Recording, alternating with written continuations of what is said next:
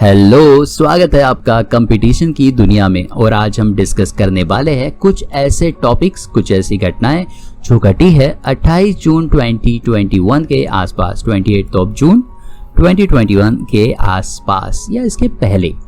सबसे पहले ऐसी बड़ी घटना है वो है DRDO ने, जो कि है defence research and development organisation.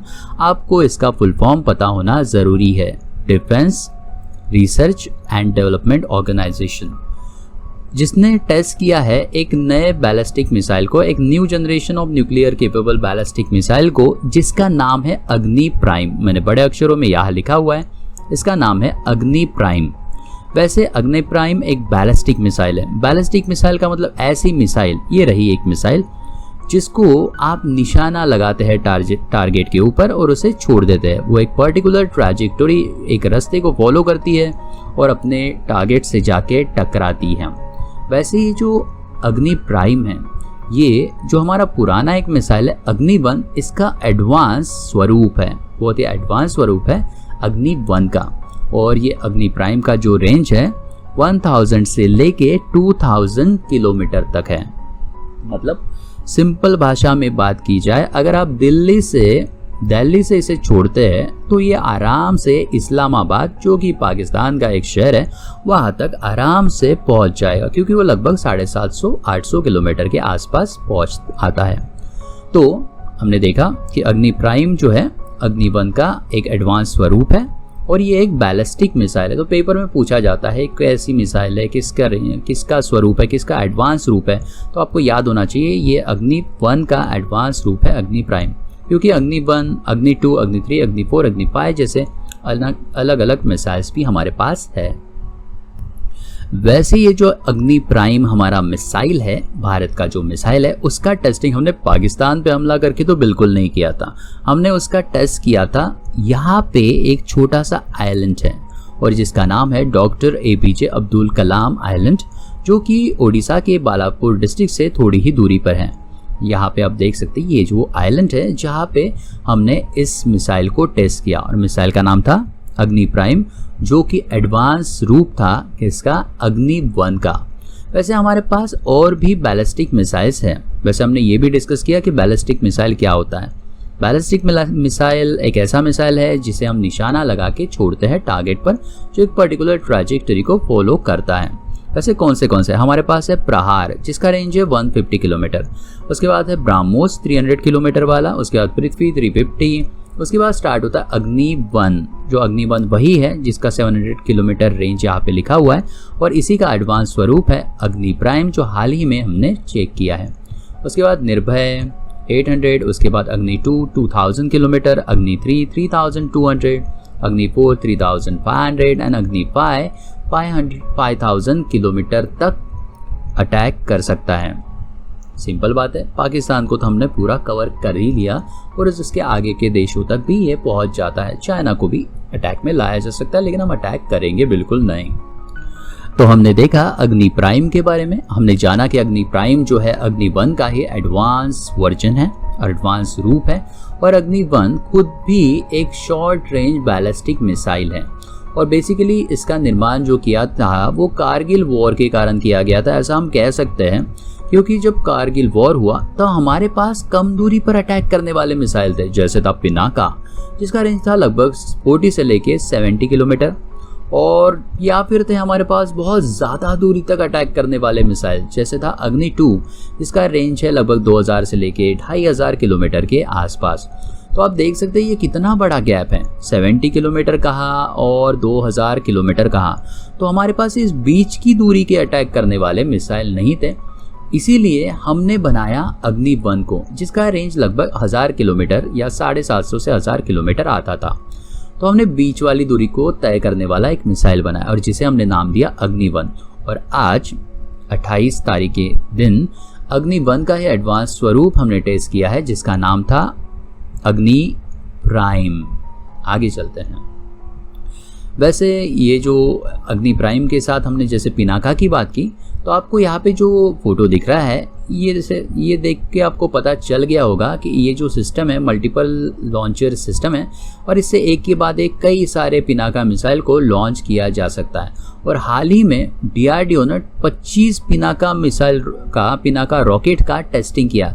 एक के बाद एक 25 पिनाका रॉकेट छोड़े गए मल्टी बैरल रॉकेट लॉन्चर से। ये मल्टी बैरल रॉकेट लॉन्चर क्या है, तो आप यहाँ पे देख सकते हैं, ये है multi barrel rocket launcher. Rocket गले में पहना जाता है, रॉकेट को छोड़ा जाता है दुश्मन पे अटैक करने के लिए। तो ये वो रॉकेट है जिससे कई सारे रॉकेट एक के बाद एक छोड़े जा सकते हैं। इसका भी टेस्टिंग हाल ही में हुआ है। ये भी एनहांस पिनाका इसे कहा जाता है।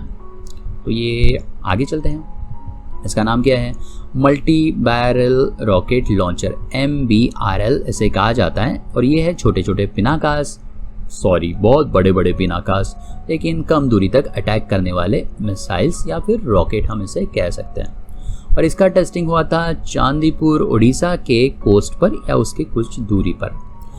दूसरी इंपॉर्टेंट न्यूज़ है ड्रैगन फ्रूट को लेके। वैसे ये जो फोटो आपको दिख रहा है, ये फोटो है ड्रैगन फ्रूट का। हाल ही में हमने ड्रैगन फ्रूट को एक्सपोर्ट किया है। किसे एक्सपोर्ट किया, तो हमने इसे एक्सपोर्ट किया है दुबई में। दुबई कहाँ है, तो दुबई है UAE की एक सिटी जहाँ पे हमने ड्रैगन फ्रूट को एक्सपोर्ट किया है। और जो ड्रैगन फ्रूट हमने एक्सपोर्ट किया है उसका कंसाइनमेंट जो हमने एक्सपोर्ट किया है वो यहाँ से है। ये जो जगह है इसका नाम है सांगली, और ये डिस्ट्रिक्ट है महाराष्ट्र का। और महाराष्ट्र ऑब्वियसली आप जानते हैं हमारे भारत में आता है, तो महाराष्ट्र का एक डिस्ट्रिक्ट है सांगली। और सांगली में ये ड्रैगन फ्रूट्स का कंसाइनमेंट निकला है जो पहुँचता है दुबई में, जो कि है UAE में। वैसे ये ड्रैगन फ्रूट इम्पोर्टेंट क्यों है, वैसे नाम से अगर ड्रैगन फ्रूट किसी ने कहा तो हमें चाइनीज़ नाम लगता है, इसलिए भारत सरकार ने हाल ही में ये ड्रैगन फ्रूट का नाम चेंज किया और इसे नाम दिया कमलम। देखिए अभी BJP की सरकार है, शायद उन्होंने इसलिए इसे कमलम नाम दिया होगा, ऐसा हम मान के चल सकते हैं, या फिर ऐसा मान के हम इसे याद भी रख सकते हैं। और ये इम्पोर्टेंट इसलिए हो जाता है कि लास्ट टाइम जब मन की बात नाम का मोदी सरकार का या मोदी जी का एपिसोड आया था, उस वक्त उन्होंने इस ड्रैगन फ्रूट का जिक्र किया था। मोदी जी ने कहा था कि कच्छ रीजन जो है गुजरात का, वहाँ पे ड्रैगन फ्रूट की खेती होनी चाहिए, करनी चाहिए। तब BJP सरकार ने, गुजरात की BJP सरकार ने ड्रैगन फ्रूट का नाम चेंज किया, कमलम, उसका पेटेंट भी हासिल किया या अप्लाई किया है पेटेंट के लिए, ऐसा हम बोल सकते हैं। वैसे देखा जाए तो ड्रैगन फ्रूट एक कैक्टस है, आप देख सकते हैं ये कैक्टस का पौधा यहाँ पे है। आप इस पेन को, इस कर्सर को फॉलो करिए, जिसे मैं दिखाना चाहता हूँ, ये है एक कैक्टस का पौधा और इस पर ये ड्रैगन फ्रूट लगता है। आगे चलते हैं। तो तीसरी जो इम्पोर्टेंट न्यूज़ हमारे पास आती है वो आती है होटल ताज को लेके। अभी होटल ताज को कौन नहीं जानता, ये वही होटल है जहाँ पे एक बार आतंकवादी हमला हो चुका है, लेकिन इस बार बात खुशी की है, वैसी दुख की बात तो बिल्कुल नहीं है। खुशी की बात यह है ताज होटल को हाल ही में एक अवार्ड मिला है और अवार्ड का नाम है basically strongest hotel brand award, ऐसा कह सकते हैं, या फिर इसे रेट किया गया है रेटिंग एजेंसी ने, जिसका नाम है ब्रांड फाइनेंस, जो कि एक वर्ल्ड की लीडिंग ब्रांड वैल्यूएशन कंपनी है। उन्होंने कहा है कि होटल इंडस्ट्री का साउथ ईस्ट एशिया का सबसे बड़ा या सबसे स्ट्रॉन्गेस्ट ब्रांड है ताज होटल। वैसे साउथ ईस्ट मतलब ये जो आपको कलरफुल इलाका इसमें दिख रहा है वो है साउथ ईस्ट एशियन रीजन, और इस इलाके का सबसे स्ट्रॉन्गेस्ट जो ब्रांड है वो है ताज होटल। वैसे 50 होटल इसमें थे, इसमें का जो है ताज नंबर 1 पे है। और ये साउथ ईस्ट रीजन में क्यों कौन कौन आता है, तो उसमें आता है अफगानिस्तान, बांग्लादेश, भूटान, इंडिया, नेपाल, पाकिस्तान, श्रीलंका एंड मालदीव्स। मालदीव्स एक छोटा सा आइलैंड कंट्री है जो यहाँ पे लगभग आता है। वैसे चौथी जो इम्पोर्टेंट न्यूज़ है वो आती है बिटकॉइन को लेके या क्रिप्टो करेंसी को लेके। वैसे अगर आप जानते होंगे कि भारत देश जो है सोने को लेके बहुत ही आतुर रहता है, क्योंकि भारत देश में सबसे ज़्यादा सोना है, क्योंकि हमारे हमारे लोगों को सोना बहुत पसंद है। वो नींद वाला सोना नहीं, बल्कि ये वाला सोना, सोने के बिस्किट वाला सोना, सोने के अंगूठिया वाला, हार वाला सोना। और क्योंकि हम कई ओकेजन्स पर सोना लेना शुभ मानते हैं, इसलिए भारत बहुत बड़ा होल्डर है गोल्ड का। लेकिन हाल ही में क्या हुआ है कि पिछले एक साल में भारत ने क्रिप्टो करेंसी में इन्वेस्टमेंट बहुत बढ़ा दिया है।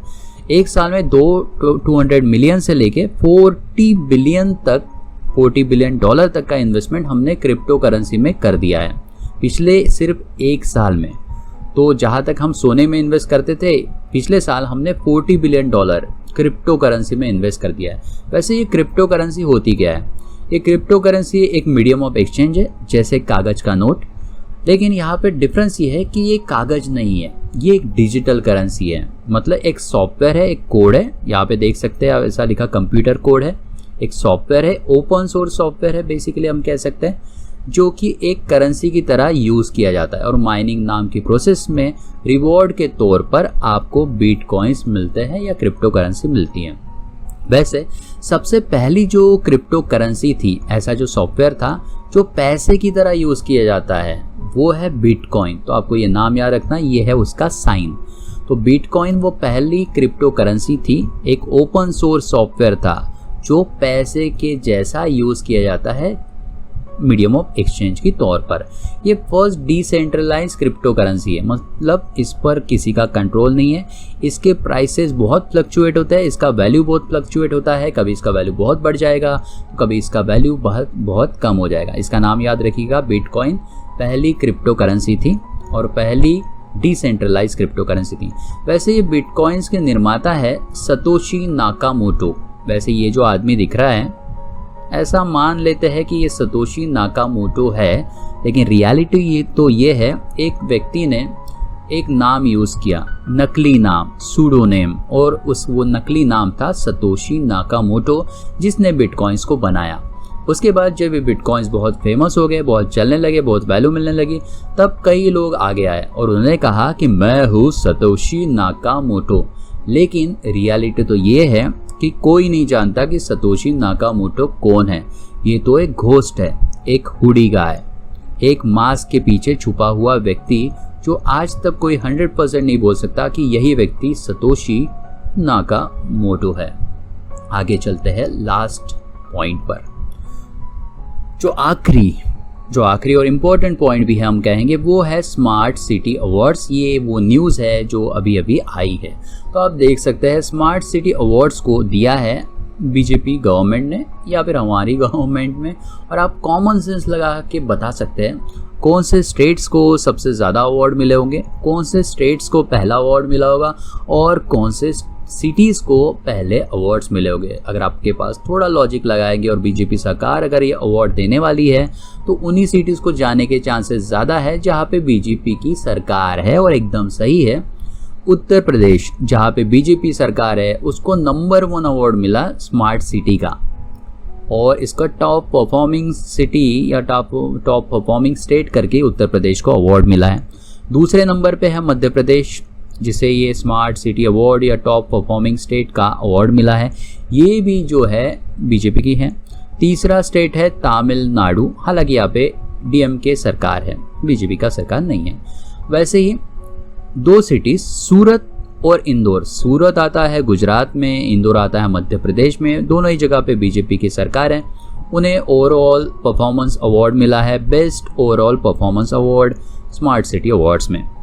और चंडीगढ़ जो कि एक यूनियन टेरिटरी है, वहाँ उसे भी स्मार्ट सिटी अवार्ड मिला, मतलब बेस्ट यूनियन टेरिटरी का अवार्ड मिला है चंडीगढ़ को।